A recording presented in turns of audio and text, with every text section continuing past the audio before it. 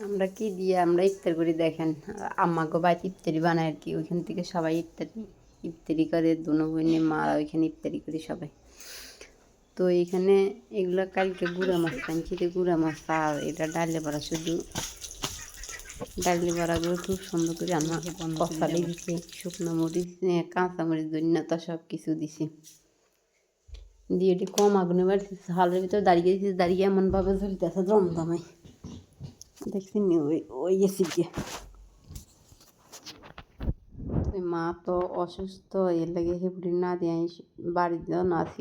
রোজার মাস তো বেশি কাজ নেই আমার বাড়িতে থাকা পরে, তো এর লাগে ইফতারিগুলো আমি বানাতে একটু সহযোগিতা করে দিই।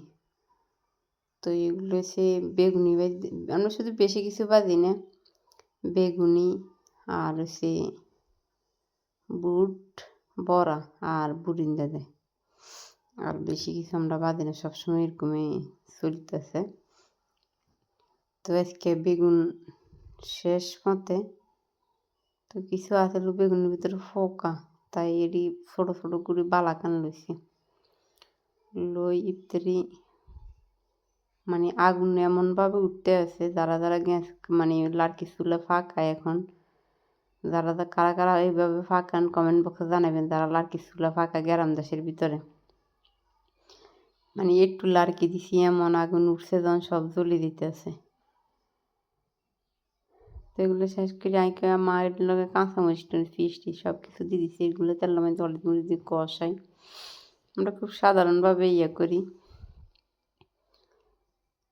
এটা ফাঁক ঘরে ফাঁক ঘরে এমন ফাঁক ঘরের ভিতরে সব কিছু ফাঁক করেই করে আর কি। তা আমরা তো গরিব মানুষ, বোঝেনি কেমন আগের দিনে মানুষের জীবন আর এখনকার জীবনগুলো অন্যরকম। এখনকার মানুষের আগের মানুষের বেশ কম আছে। তো সবাই কমেন্ট বক্সে জানাবেন ইফতারি বাড়া শেষ হয়েছি, এন থেকে আবার আব্বাল্লাই দুইটা দিয়ে দিব, এরপরে আবার দোয়ানে ইফতার করে।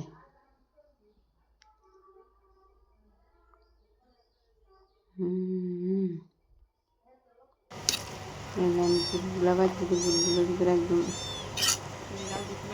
ঝোল রাখছি হালকা, নাহলে বুট মানে বুট মুড়িগুলো কেমন। আর এটার মধ্যে তোকমা দিছি, আবার জোসটা কিন্তু আনমা খানা, তোকমা টিয়ে দিয়ে দিছি। এনে খাজুর বড়া দুইটা আব্বালাই দিয়ে দিতে আসি, কেন এবার তো ওনার বাইতে তো না বাই দিলে দিয়ে হাঁটা দিব। এরপরে বানান টানান শেষ করি, ইফতারি বানাই শেষ করি, ওই আমরা বাড়িতে যাইতেছি। হাতটা দিয়ে দেখেন হাতের দৃশ্যটা এত সুন্দর দেখা যায়, গ্রামের দৃশ্যটা। এবার আম কিন্তু আল্লাহর আম নাতে বার হয়েছে গাছের ভিতরে, রাখে কিনা জানি না। তো আমি হাতটা দিয়ে আঁটি যাইতেছি আমরা বাড়িতে, ওই আমরা বাড়ি দেখা যায় সেই আমরার বাড়ি, আমরা হাতটা দিয়ে যাই আর বেশিরভাগ হাতটা দিয়ে দান ফুটতেছে এখন। দেখেন আমাদের গ্রাম দেশের দৃশ্যটা এত সুন্দর লাগে। যারা যারা পছন্দ করেন ভিডিওটা কমেন্ট বক্সে মেসেজ দিয়ে দেবেন। আপনাদের জন্য এত সুন্দর সুন্দর গ্রামের দৃশ্যগুলো, আপনাদের গ্রামের দৃশ্যগুলো তুলে ধরে দেখছেন। এখন একটা সুন্দর দেখা যায়, কদিন পরে যখন ধানগুলো একটু ইয়ে হবো তখন আর সুন্দর দেখা যাবে।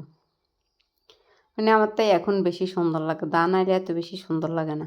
তো এই ভিডিওটা কেমন হয়েছে সবাই জানাবেন, লাইক কমেন্ট দিয়ে ফলো দিয়ে দিবেন। ভালো থেকে।